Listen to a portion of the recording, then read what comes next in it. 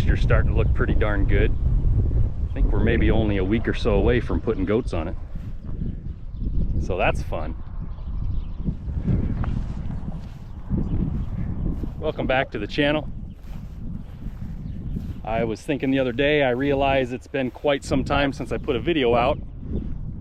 Several weeks, maybe almost a month, I think. But I guess I've just not had a whole lot of interesting things going on that was video worthy, although I have been very busy. And I thought maybe I'd show you guys one of the things I've been busy with. How you doing, kitty? Yeah, I know. Good kitty, good boy. If you've ever heard of the emerald ash borer, you know what kind of trouble they can create.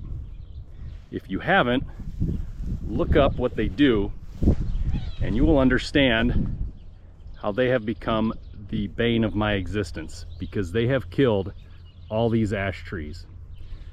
Now, some of these trees are not ashes, some of them are whatever, but the majority of these trees are dead ash trees. As you can probably see, the bark peeling off them and stuff like that.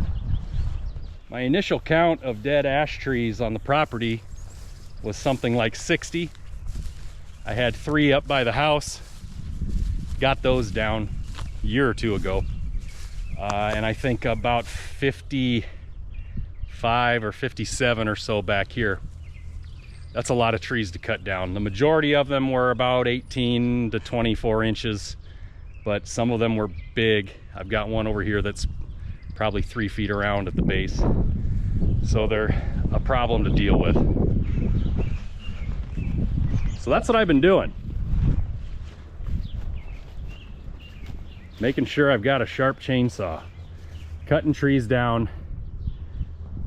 I've got a whole bunch that I have to obviously cut up and burn.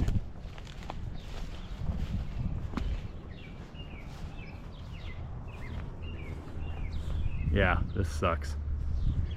And it's now been, I think, 3 years since all these died. I think it was 22, because last year I cut down, I think, 10 or 12 back here, and the year before that I didn't get anything done. It must have been 22. It's been 2 full years they've been dead.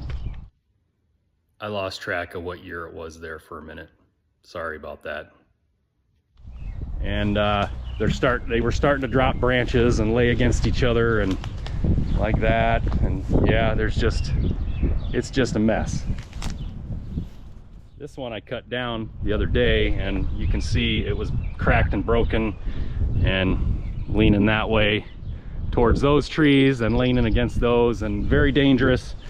I can't have goats out here on the pasture when there's a risk of trees coming down. So I think I've got down all the really bad ones. But yeah, there's a lot more. Most of them I can get dropped to the inside of the fence here, because if you look here along the fence line, of course that's the cornfield, bean field, whatever they planted here this year. I don't know yet, hasn't come up. But if you look up here, you can see a bunch of these are gonna want to go that way when I cut them down. So that's a real pain in the ass. I haven't quite figured out what I'm gonna do. I really don't want to destroy my fence. Obviously can't do it once the crops have come up. So I'm trying to get as much done before that happens, but a few of these, I think I'm gonna have to wait till fall. Maybe I'll get lucky and a stiff northwest breeze will drop it the other way. I'm not betting on it though. One other aspect of this that was sort of complicated is I do have some trees that are still alive in here, and I don't want to destroy those trees, you know, playing lumberjack and having the big trees land on them. So there's been a lot of strategy involved trying to take these things down. I could probably spend a day or two a week for the next 6 months and still not have all this cut down and chopped up.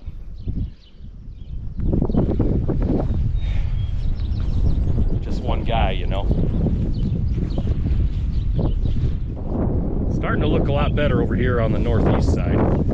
Got a lot of that cleaned up and burned, but there's still one here and a half of one over there.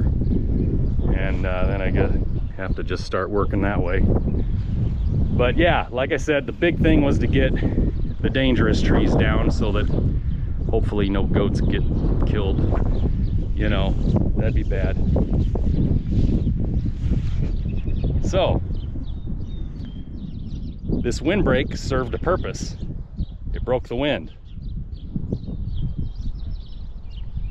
so to speak. And living out here on the open prairies of the upper Midwest is the reality of the situation is you've got a lot of wind to deal with. And I can tell you that I did not appreciate wind until I moved out here to the farm, because in town, a 20-mile-per-hour breeze, really you don't hardly notice it. Out here, 20 miles per hour can wreck your property. 25, 30. I've seen storms where it's 35, 40, 50, gusts up to 50 and 60. It will just tear the ever-living crap out of your buildings and everything around here. So you really kind of need a windbreak. So what am I gonna do? Well, that's the whole point of this video. Yeah, ignore the mess back there. Anyway, so when you're dealing with a situation like this where you've got a lot of trees to replace, you've got a couple options. You can do the dumb way and go down to the greenhouse and buy 50 trees for 200 or 250 bucks. That's absolutely ridiculous. I'm not going to do it, but if you've got lots of money, go ahead. Some states, and I know Iowa does, but maybe a few others, have like tree arbor type programs where you can buy like 100 trees at a time at a pretty low discounted price, and that works pretty well if you have the ability to deal with that many trees all at once. I don't have that. I'm just one guy. I can only plant so many trees at one time and water so many trees at one time. It's just not feasible to deal with that many. Now, if they would sell me 10 at a time, that would be manageable, but that's not an option. So I'm trying this little thing. I'm trying tree propagation. So what you do is you take the cutting of a branch, cut an angle on the stem there, put it in the water. I put some root hormone powder in there, and so far they're taking off. Now, I tried this last year and I got a few trees to take off, but they didn't survive over winter. And not quite sure what I did wrong, and not quite sure what I'm going to do this winter either, but I'll figure it out in the coming months. At some point I'm going to need to put these in a pot of maybe soil and perlite or peat moss or something like that that holds moisture really well, and redo the growth powder stuff or whatever, and we'll go from there. I don't know if they get big enough this year. Maybe I will just till up a spot in the garden or near the garden and just plant them and let them grow for a year or two so they're big enough to transplant into the windbreak. But I got a little bit of everything here. I've got some honey locusts from our property. I've got a couple of oaks, picked some cottonwoods from the neighbor, and some elms, some birches, things like that. I also had to do a little research because it's a low spot out there and it's wet all the time, and kind of need trees that thrive in moist, wet soils and not well-drained soils. So I do have some areas that are a little higher, and maybe some of the oaks will do good there, although there are some oaks that thrive in wet ground too. But if you are going to do something like this, you know, pay attention to that kind of thing. So there's one other aspect about this that even further complicates the matter, and that is I've got to plant these trees once they get big enough, which is going to take a year or two.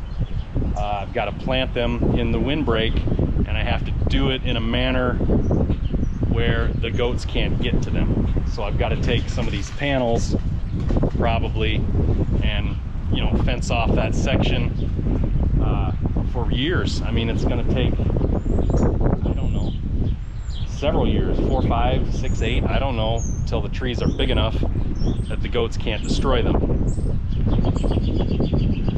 And you can tell by what they did to this giant maple that even then there's no guarantee they aren't going to destroy it. I really don't want to fence off the entirety of the tree line away from them, because that takes away quite a bit of grazing area, but I don't know what to do otherwise. So I'm gonna have to be doing it in stages. Oh, hey girls, how you doing? Hey Daffy. I'm gonna have to do it in stages.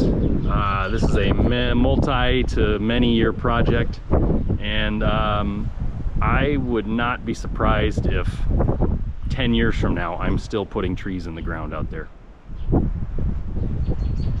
So that's what I'm doing. Got me busier than a one-legged man in an ass-kicking contest, I tell you.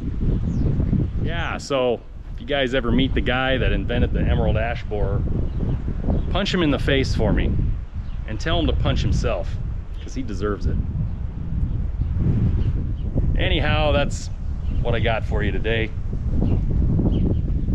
We should have baby goats here very soon. I have been waiting for like 6 or 8 weeks thinking that they're going to show up, and they still haven't shown up yet. So I'm hoping that comes by here pretty soon, and it should be any day now. Of course, I've been saying that for a month, but check back in. I'm sure we're going to have some videos real soon. We're going to have a whole bunch of videos about baby goats, and that's really about all anybody really wants to see on my channel, I think. So come on back, and appreciate you watching. See ya.